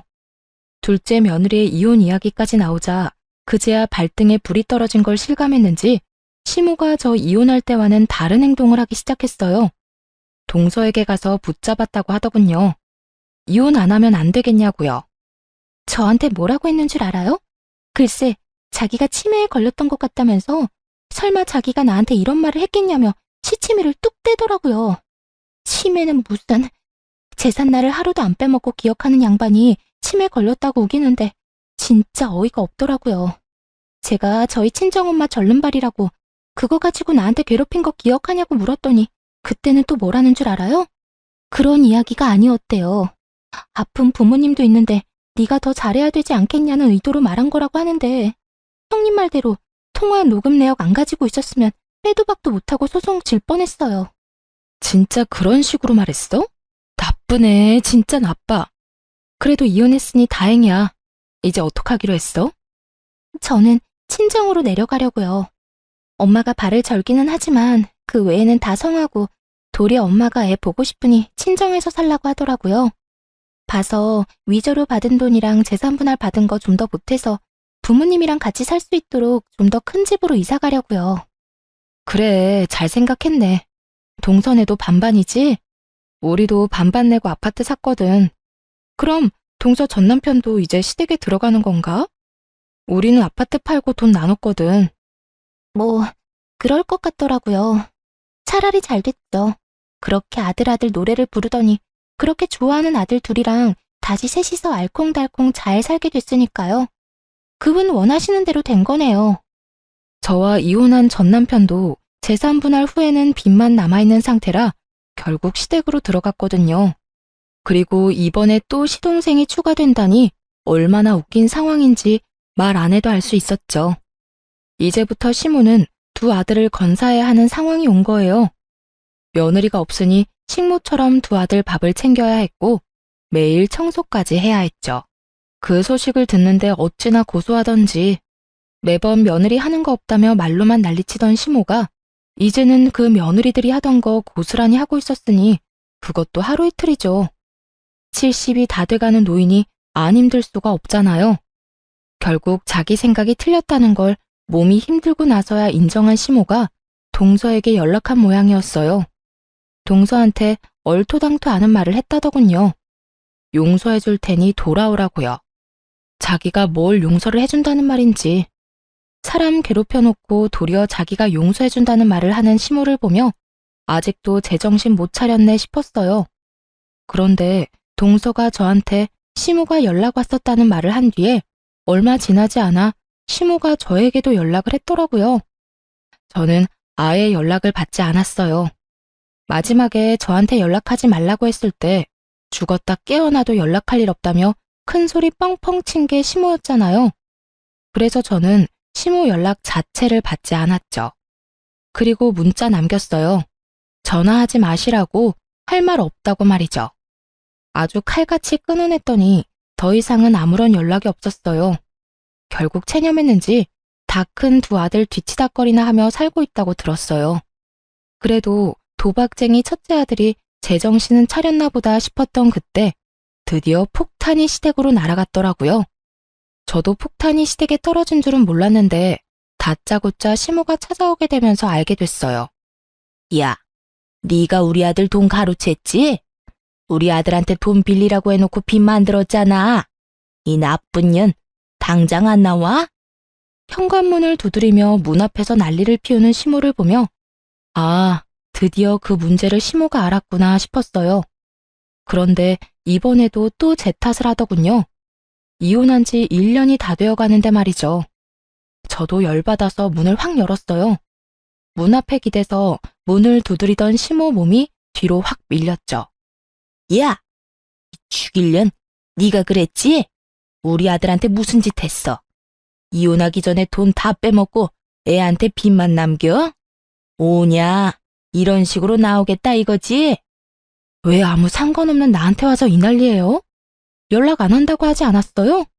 무슨 일로 여기까지 와서 행패냐고요? 무슨 일? 네가 우리 아들 빚 만들어내놓고 이혼했잖아.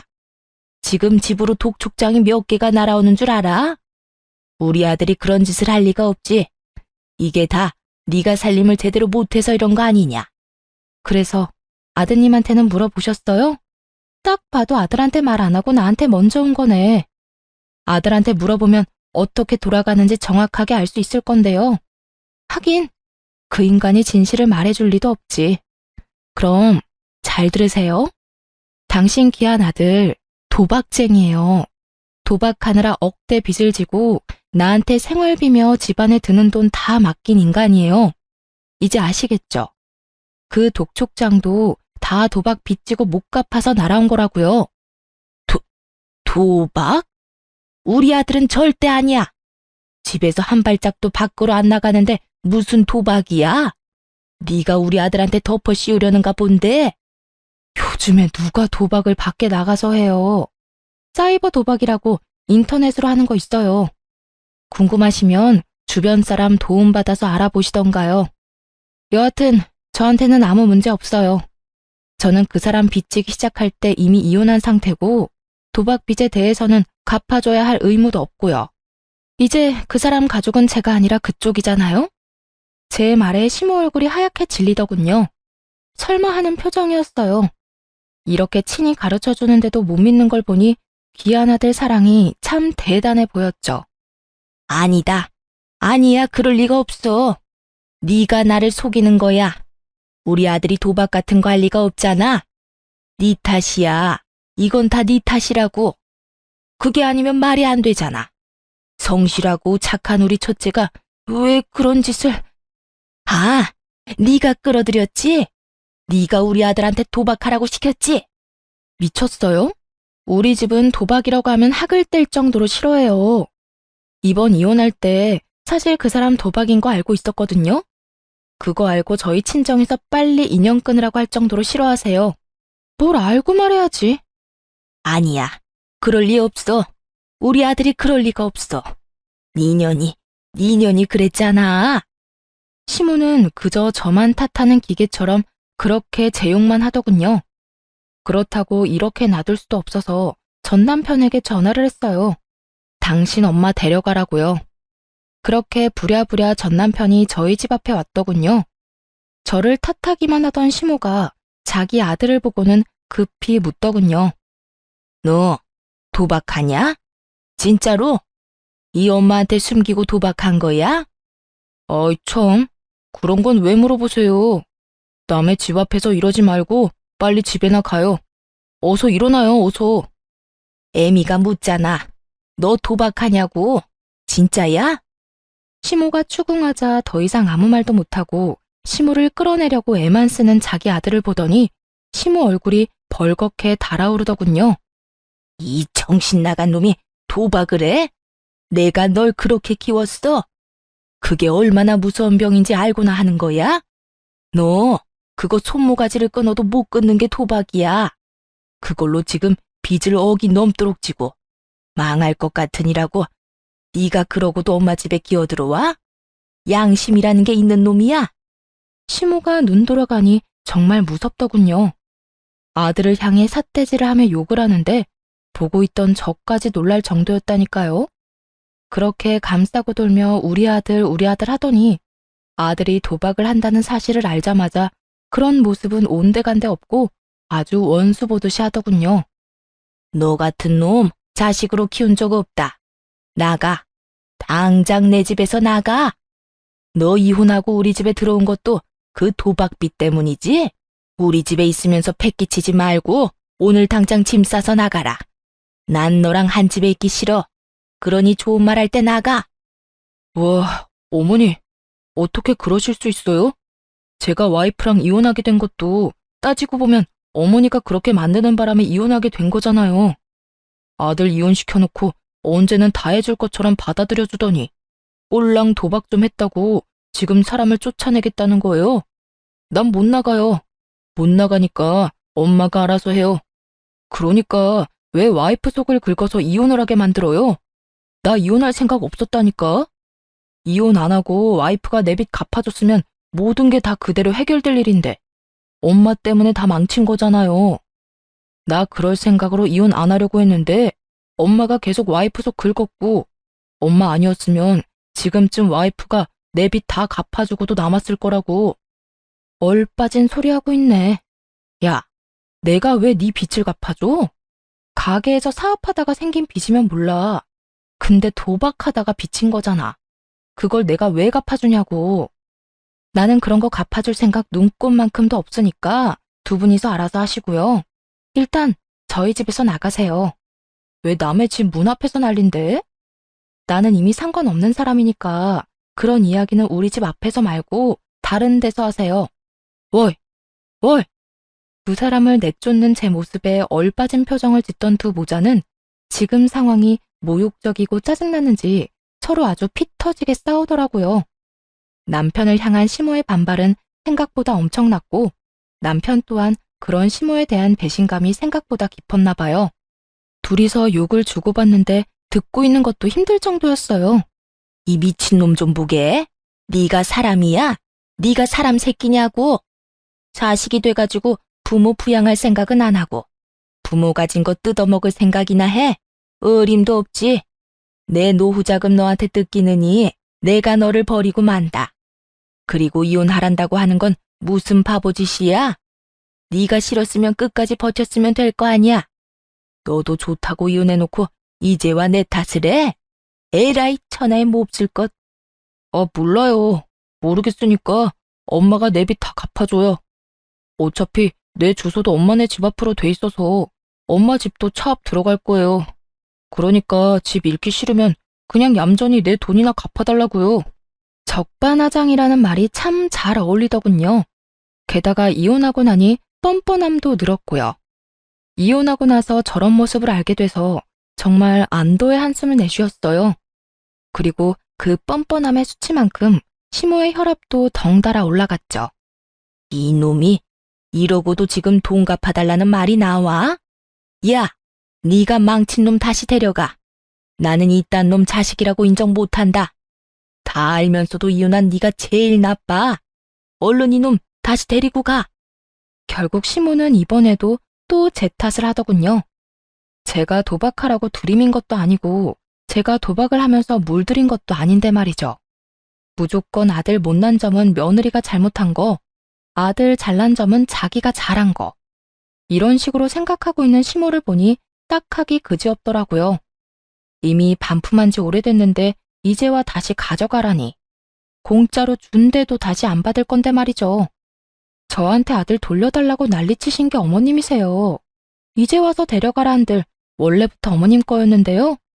그렇게 애지중지하던 착하고 대단한 아들 데려가서 예쁘고 착하고 뭐라더라? 완벽한 여자 만나서 재혼시켜준다고 하셨죠? 꼭 그렇게 하세요. 저는 한번 당해봤으니 다른 사람한테 기회 드릴게요. 혹시 모르죠? 재산 다 잃고 도박 빚만 산더미라도 좋아해줄 여자 어디 있을지. 정상적인 사람이라면 도박에 도자만 들어도 도망가겠지만 그렇게 귀한 아드님이잖아요. 어머님처럼 맹목적으로 사랑해줄 사람 있을지도 모르죠. 한껏 빈정거리는 제 말을 듣고 시모는 그 자리에 힘없이 주저앉더니 아주 아파트 떠나가라 곡소리를 내더군요. 아이고, 내가 말년에 복이 없어서 이렇지. 어디서 여우 같은 며느리 떼어냈더니 자식놈이 사고를 치네. 아이고 내 팔자야. 이제 어쩌면 좋아. 한이 가득 담긴 목소리만 들으면 진짜 억울한 사람처럼 보이더군요. 지금 이 상황이 모두 자기가 만든 결과인데도 말이죠. 며느리인 저를 괴롭히지만 않았어도 저 빚더미 골칫거리를 떠안게 될 일은 없었을 테니까요.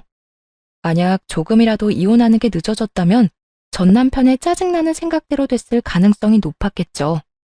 제가 남편 빚을 갚아주는 상황이요.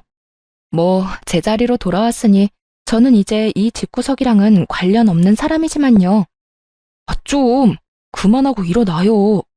언제까지 여기서 창피하게 이러고 있을 건데요. 빨리 일어서요. 자신을 일으켜 세우는 아들놈의 손을 탁 내친 시모가 자기 아들을 잡아먹을 것 같은 눈을 하고 자리에서 일어나 엉덩이를 툭툭 털며 경고를 날리더군요. 똑바로 들어. 나는 절대로 도박하는 놈 집에 못 들여놔. 빚 갚기 전까지 우리 집에 들어올 생각도 하지 마. 알아들었어?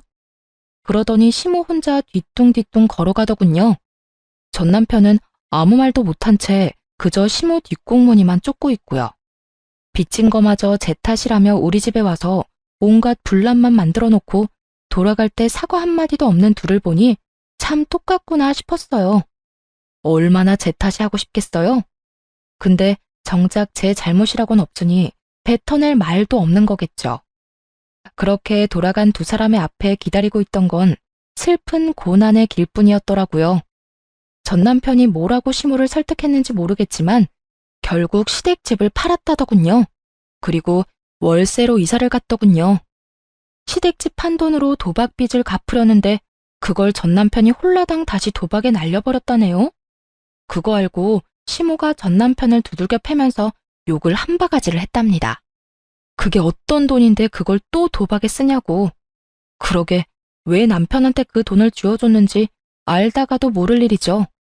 동서한테 들은 이야기인데 전 남편 동생도 자기 형이 도박한다는 걸 알고는 아무도 모르게 시댁에서 짐 빼서 나가버렸다고 하더라고요. 자기한테 도박빚 갚아달라고 할까봐 미리 손절한 게 틀림없어 보였어요. 결국 전 남편의 도박 여파는 시모에게 모두 떠넘겨졌고 시모는 모아두었던 짜투리 노후 재산마저 모조리 털릴 위기에 처하자 월세방 내놓고 본인 동생 집으로 피신했다고 하더군요. 그 뒤에 일어난 일은 뻔하죠. 돈 못 갚은 전 남편은 개인회생과 파산을 신청했다는데 결국 파산은 법적으로 도박빚은 안 된다고 하고 개인회생은 원금을 모두 탕감하는 조건으로 회생 신청이 된다고 했대요. 이거 믿고 빚을 그만큼 진 것 같은데 결국은 모조리 갚아야 한다는 말을 듣고 절망한 건지 뭔지는 모르겠지만 뺀질나게 시모 찾아갔다고 하더군요. 그런데 시모는 그렇게 귀하다며 아끼던 아들을 두 번 다시 만나주지 않았다고 하고요. 자기는 도박하는 자식 낳은 적도 없고 그런 자식은 자기 아들이 아니라며 시모 본인 동생에게 이야기했대요. 그러면서 이대로 요양원 들어가서 죽을 때까지 거기 있는 게 낫겠다는 말까지 했다니 얼마나 자기 자식이 꼴도 보기 싫었으면 그런 말까지 했겠나 싶더라고요. 진짜 고부 갈등으로 이혼한 게 천만다행이라는 생각이 들 정도로 시댁의 몰락은 처참했어요. 시모는 모르겠지만 시모의 괴롭힘 덕분에 전 남편과 빠르게 손절할 수 있었던 저는 솔직히 하늘이 도왔다고 생각하거든요. 사연 글을 쓰고 있는 동안에도 그때의 일을 떠올리면 다행이라는 생각이 들 정도죠. 당시에는 괴로운 일이었지만 지금은 아무렇지 않으니 함께 즐겨주셨으면 좋겠어요. 지금까지 제 사연 들어주셔서 감사합니다. 행복한 하루 되세요.